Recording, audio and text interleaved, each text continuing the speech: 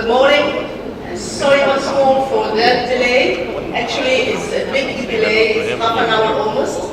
And I have to speak in English because our district is a multilingual district, so I have to respect the people who don't speak Arabic. And I'm sorry, I know Arabic very well, it's my native language, but I have to speak and to direct this session in English. Our first speaker, actually, and I hope and I think she will be our last speaker, she's Ms. Mona Kawajli, and her specialty is, actually, she has a degree of sociology from the University of Cairo, Khartoum. She's a postgraduate University of Westminster, London. She's a consultant, manager of Civil Society in Action Fund, CSAPF, the Canadian International Development Agency. She had a project in Sudan in 2010 in Civil Society Program Manager. She's a Plan International in Sudan from 2010 to 2011. She's the Women's Program Justice Africa, London 1999-2003. She is a chair of the SWABO, Sudanese Women Against Violence, in London from 2000 to 2004. Actually, now she is a freelance consultant, and her topics will be youth and employment. And she is a single mother with one child. Ms. Mona, would you please, the floor is yours.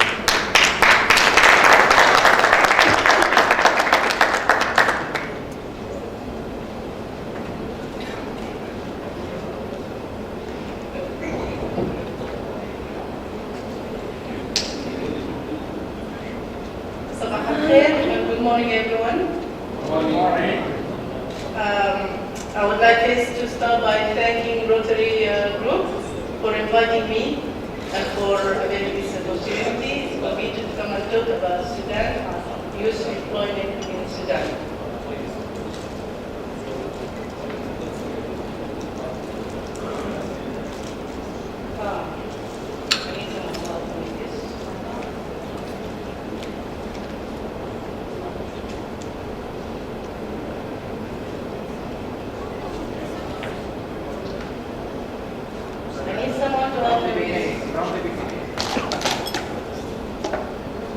Employment, it means we are going to divide it into categories, into who is the youth and who, in which area are we talking about. If I'm youth in universities, graduate youth just in the market, youth without education, but I'm talking in general.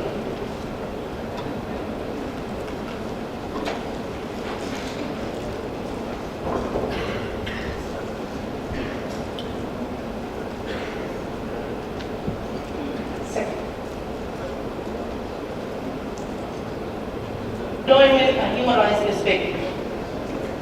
Reading the theme of the conference and the request is interrelated and integrated topics for discussion, I decided to address the issue of youth and employment in my presentation. I will also briefly touch upon gender equality in this modest contribution.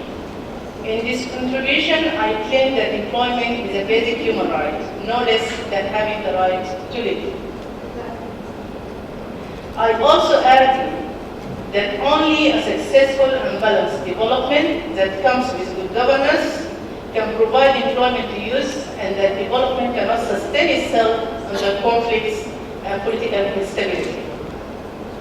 I emphasize that the role of the private sector is essential, especially in the absence of public service provision. My contribution will mainly focus in Sudan. In this presentation, I use information from websites, and also I use my information that I built through years working as a consultant and as an employee by a number of INGOs and NGOs.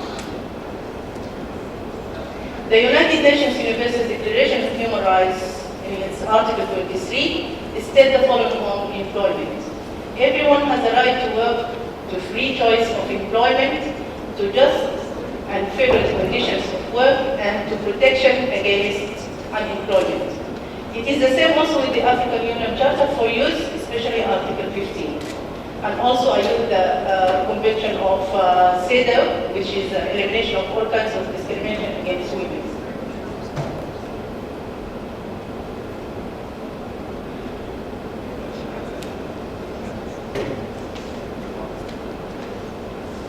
The definition for youth age. Definition for youth age are debatable. The United Nations, for example, defined the youth age as being age of 14 to 25, while the African Union for Youth Structure goes higher. It's from 15 to 65 years old. Many different factors are contributing to the definition for youth age, such as the socio-economy of the country, and also in the African Charter on Youth, consider the irony in our culture on age and gender. Sometimes a man who is even over 75 would be considered a youth, while a woman wouldn't be. The definition for the unemployment. In simple words, an ordinary person would define it as the experience of large population in a certain geographical area without having enough jobs for them. The International Labour put forth that unemployment is mainly due to the surplus supply of labor. According to the Millennium Development Goal, the unemployment rate is calculated by dividing the total number of youth unemployed for a country or a specified group of workers by the corresponding labor force. Gender equity and equality. Addressing youth needs and employment means inclusion of all sexes. The adoption of equality into our societies has a long road because of several factors. The cultural factors that puts burden on women and disallow them opportunities equal to those of men. In all Sudanese communities, there are some forms of gender-based discrimination, unequal distribution of power between males and females, which ultimately leads to cycles of poverty. For instance, I'm using the Bijawimi example.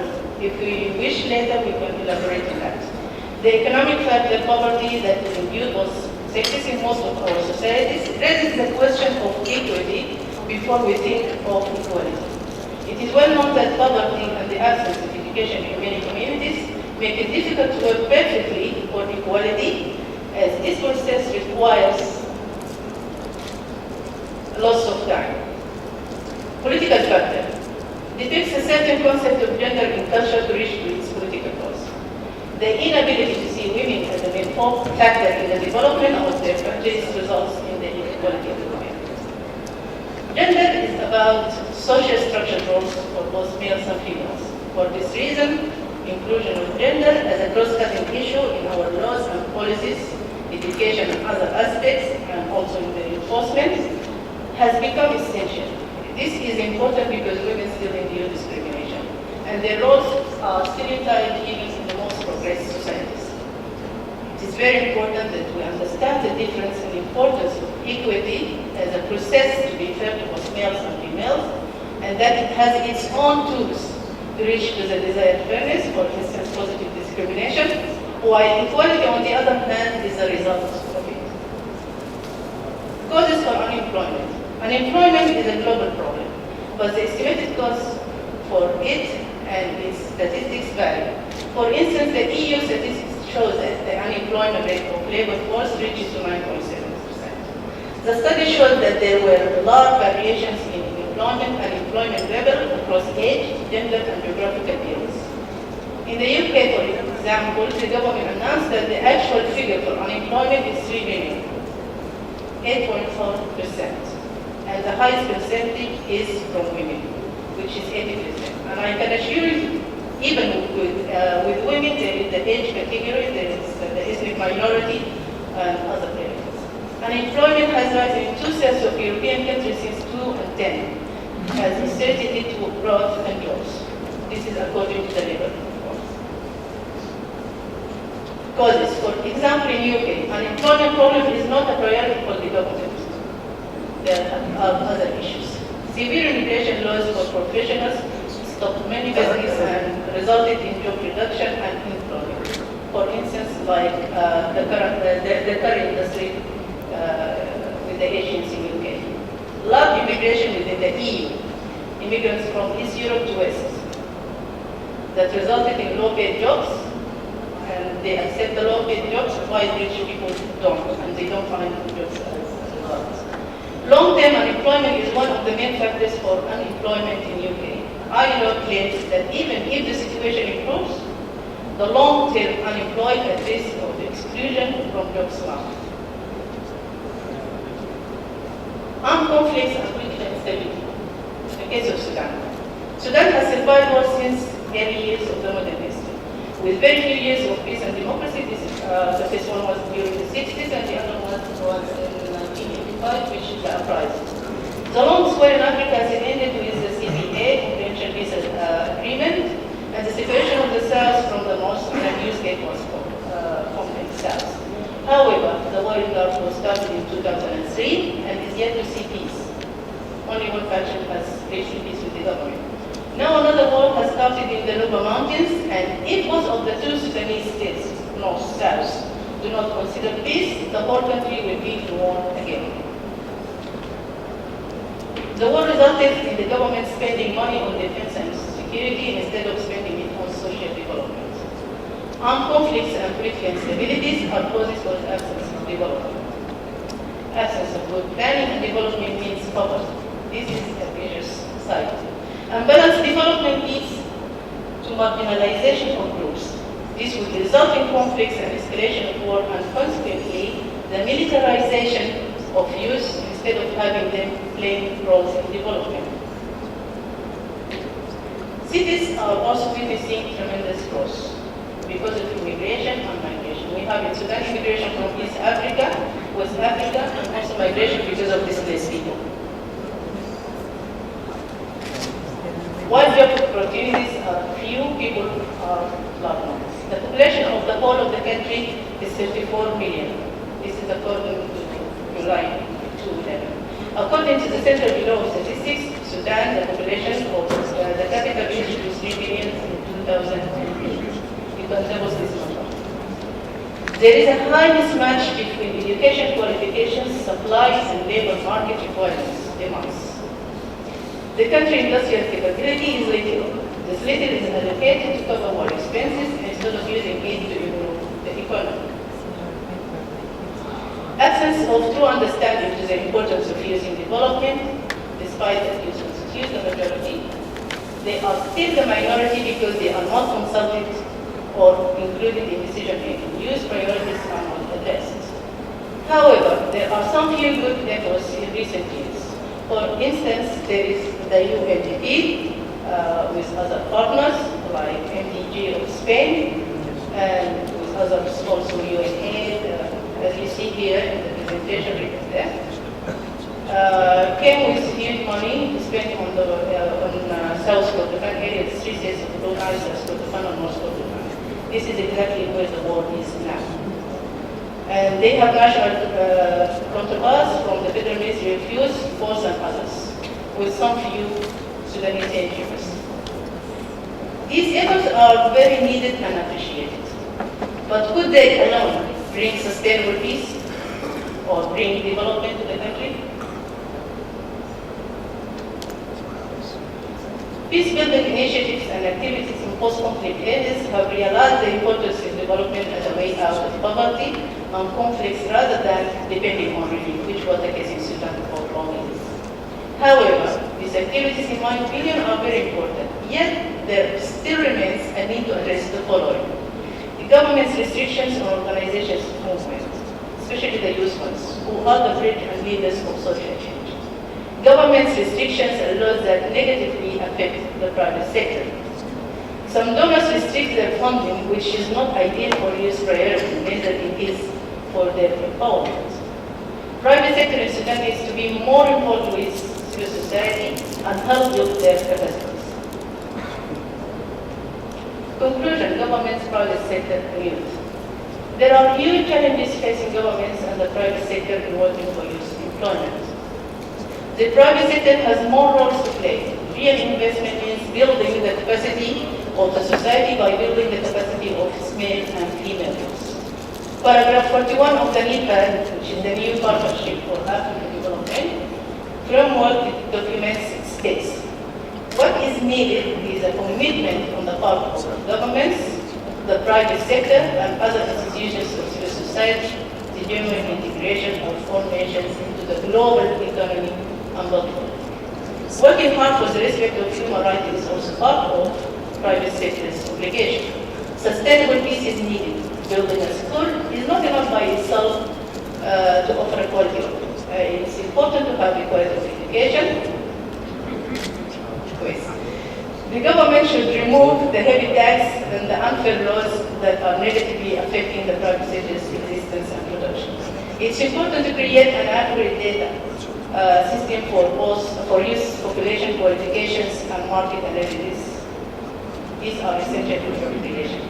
While appreciating the positive role of the private sector in development, the private sector needs to expand its efforts in funding and in bringing the international agencies to the civil society. This will empower the role of civil society, especially youth organizations, and pave the way for democracy. In fact, in other terms, it's generally acknowledged that the lack of participation of the private sector and CSS was one of the factors that actually led to the collapse of the first Eastern African community in the 1970s. Youth must be entrusted with projects and allow the space for creativity. Youth have the fresh brains, the new ideas, excellent understanding of technology, and the ability to communicate and lead. The private sector must have a firm strategy based on a clear vision on gender equality in all of its development process and make it a condition for funding projects. Achieving gender equality should be a core objective to effectively participate in the needed change. Rotary clubs are funding and raising funds for huge projects in humanity. These are huge efforts and they are very appreciated. We wish for more expansion and investment in youth. We have an experience in Sudan in which we brought the private sector with civil society organizations in which we try to bridge the gaps and bring them together in order to find jobs for the youth. There are a last one that does not show here.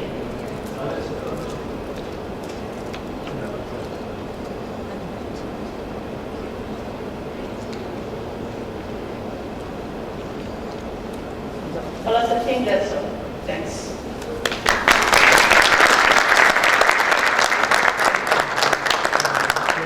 Thank you very much, Mr. Walshley, for keeping up actually for the time and for your performance of lecture. And the floor is open for questions. Would you please, 3 questions and then 3 questions and not comments, please. Yes? Yes, please.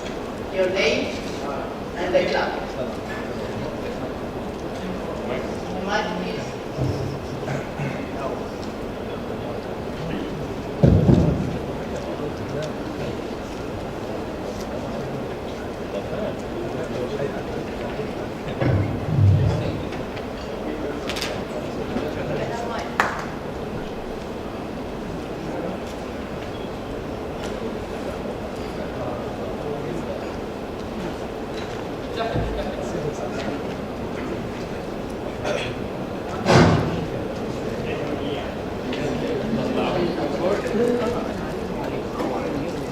Hi, good morning to everybody. My name is Samir Karmi from Rotary Club Petra, Amman Petra. Thank you.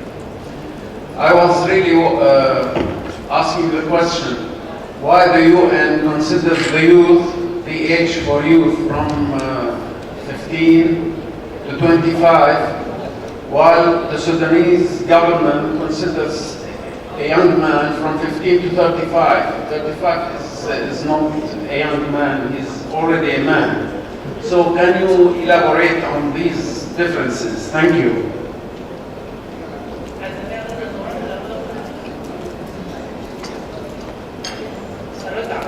Yes, graduate. Okay, thanks, Mr. Samir. As I said, of course, Sudan is a member of the UN.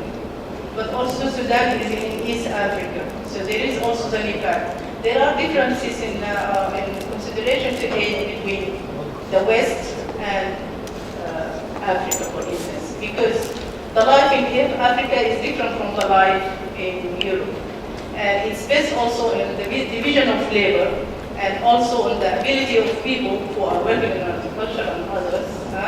And the traditions, the cultural factors also contribute to this age of youth, whether they are, I'm not saying that it's 100% in Sudan they are considering them 35, or maybe also 40 they are considered youth.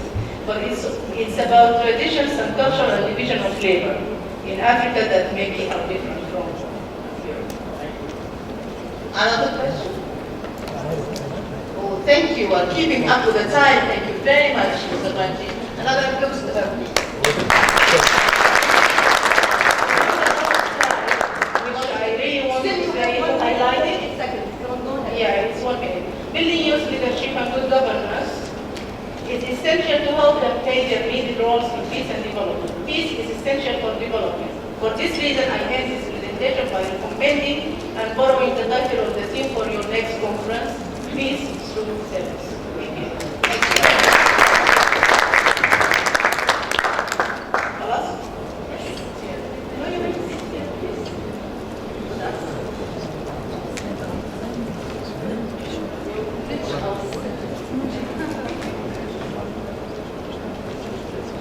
Our next speaker, actually, I want to tell you something for the introduction of the second speaker. This is a session for the health. I am a doctor, and I wish to talk about health, actually. But unfortunately, there's no health today except for 1 lecture or 2 lectures, we will see. But because our speakers, Alan and Mona, they have been shifted into that session, because yesterday it was a full program, and that's why we had changed the title of our session today, which is Health and Job Employment. So we still are within the domain of our session. So don't get agitated and say why it's not health. Okay?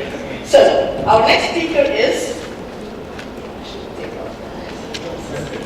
Marlene Marie Broadhurst. She's a Rotarian from the Rotary Club of Riyadh Shuruq in Egypt. And she's had been a member since 1990. She's a president now. She's a president of the club. And she's in the board director, of course. And she used to be a chair of the committee since 2009-2010. She's a deputy governor, and she's an assistant governor. Also, her education actually in the criminal and clinical psychologist. She has a PhD, BSc master in the forensic science, industrial espionage, assessment, advanced surgical procedure, advanced clinical psychology. She had been a professor in this since 1980, and now she had been assigned on the criminal profiler to the Egyptian government, and she has a private clinic for treating acute psychological condition to the elite in society, and she travels, that's why she travels a lot around the world. She had been a widow since 1984 with no children, and the floor is yours, Malala, please. The topic is, okay, the leadership, the youth leadership and the future of the Rotary. Thank you.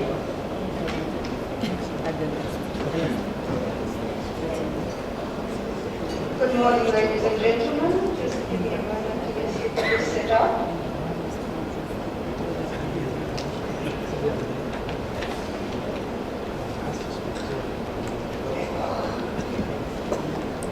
First of all, I am not president of my club. How's that? Better? Better? Is that better? Yeah. I'm much taller than most other people, by the way.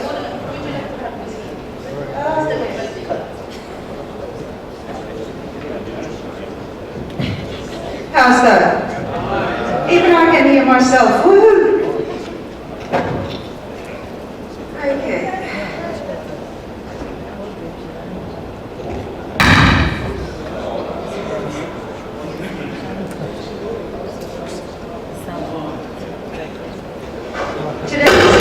While I get this set up, is of course leadership in the youth society. Youth are so very important to us, of course, in Rotary. We're beginning to realize that unless we train smaller and younger generation into coming into leadership, we will not be able to carry on. We cannot stay at the helm forever. We need youth to keep on, carry on the torch, as we say, and just move on beyond our road and onto the same plan until they flourish, grow, train further youth, and get used to the retraining and regrowth. We generally, of the highest profession or the highest epitome of the society, are at the top of the pyramid. If we do not train levels beyond us and train the levels under us to train level beyond them as well, will die. We'll just be extinct. Nobody will carry our torch. Nobody will be able to go on and say, what am I going to do? My boss is dead. My mother has grown old. My father is retired. So this is the importance in youth and leadership. So much more in Rotary, and there is one of the slides that will come up about how to train youth to do voluntary work. How important is voluntary work to all of us? It enriches our lives. It teaches us to give to others. It teaches us to go on beyond self. Service above self is so very essence of our lives. So if we teach the youth to understand, absorb, and like giving to the community, they will go on to do voluntary work. Voluntary work also proves itself to be so very important if we look around us in the world today. We look around us and we find so much unsettlement, so many poor, so many needy, so many that needs training perhaps in a profession or an assistance to start in a smaller business or a small venture. If we don't do that, who's going to do it? If we as Rotarians do not learn to take the torch and pass it on to the next generation, or our Rotaractors, and our Rotaractors integrate with their interactors, we are just going to be extinct. It is, again, so very important. Now we come to the level of the future. We're facing in the future a huge number of growth in human resources. How do we apply that? How do we do perhaps the Chinese example, which is going to be very closely followed by the Turkish example? How do we get them to understand that being 1 million is not really better than being 2 million, or 1.5 billion, or 3 billion? The more human beings I have, the more I can train, the more future I can plan for, the further the future chain will grow and progress. So to understand our youth and to make them and help them and assist them to love the future and love voluntary work, we must lead by example. And there is a slide that will come up. Leader versus boss. A boss tells somebody to do something, he may or may not be capable of doing it. A leader leads by example and hence shows how it is, how it can be, and how it is achieved. So again, if we lead by example, our youth see, follow, understand, copy, progress, and perhaps one day even improve, and this is what we hope. If we train our youth well, they will improve on us. They will be a better example than us. They will be definitely, eventually, the leaders that we hope that be for the future. It's a simple plan. All we need is for all of us to want to train our youth. To want our youth to grow and progress. To recognize how it is in the future and how progressive the future can be if the youth are well trained, well educated, and led by example. When Paul Harris started this, I'm sure he could envision us all being here today. Can we envision ourselves 107 years from now? If we don't work hard, we won't keep this going. And if we don't train our youth, we will die. So do understand how important it is. But it is simple. The nucleus in each of us is want to do good. Evil we learn from others. We're born by nature wholesome. So let the wholesomeness within us grow. Let our youth see us not lie, not cheat, not pay bribes, not break red lights, not break laws, not put ourselves above others as pure human beings. And perhaps they will learn from us. And if we can get 15 to 20% of our youth to learn that lesson and understand it well, they will carry the torch well and it will be a job well done. The fear is that currently there is only 3% of youth ever that volunteer in non-paid work or voluntary jobs. They cannot be bothered. They don't go out there seeking voluntary work. Unless there is a membership of a special club or a pin that they can put on or something, but why not? If this is the motivation, why not? Let us motivate them to move on and understand what it is to do voluntary work and move on with the society and move the community forward. Hence, we progressively become the Rotarian that Paul Harris in the beginning had intended that we'd be. Rotary is a message. Rotary is a way of life. Let's pass it on. I really encourage you to understand, and as His Royal Highness said in the opening ceremony, where would we be without the youth? What are we going to do without our youth? So I really hope my message comes through and that you do understand this is not a speech, this is an invitation. Go out there, find your youth and train them and understand that they need you. Anyway, I do get emotional sometimes and I don't see anything wrong with that. This is really my main presentation today, and as I say, I'm here hoping to be the seed, the yeast, the virus perhaps, that you will all catch and go out there, find your youth, your Rotaractors and Interactors and train them. Invite more youth to be Rotaractors and Interactors and invite the trained youth to train further and younger people for generation to come to keep us going. Thank you.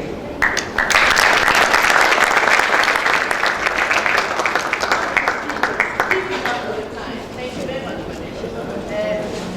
the floor is open for questions, please. Wow, you got the message. Samir again? Thank you. Come on. Very good. What good incentives should we use to attract the youth? سمير Whatever works, sir. عيد السؤال. I would really hope that they understand how important it is. But as I said, if it's going to be a pin, if it's going to be a reward, if it's going to be the example, if it's going to be the envy to want to be like you, whatever it is, even if it's your own son or somebody close to you, even if there is a reward attached to it, but don't we all use bait to catch fish? So youth need something in return for them to give. It could be emotional, it could be psychological, it could be material. Whatever it takes, we honestly need to recognize how important it is to get them involved, to train them and have them understand how important it is to carry on this message. I hope I've covered that question. Any other questions? Thank you. Great. Pleasure indeed. Thank you, Thank you, ladies and gentlemen.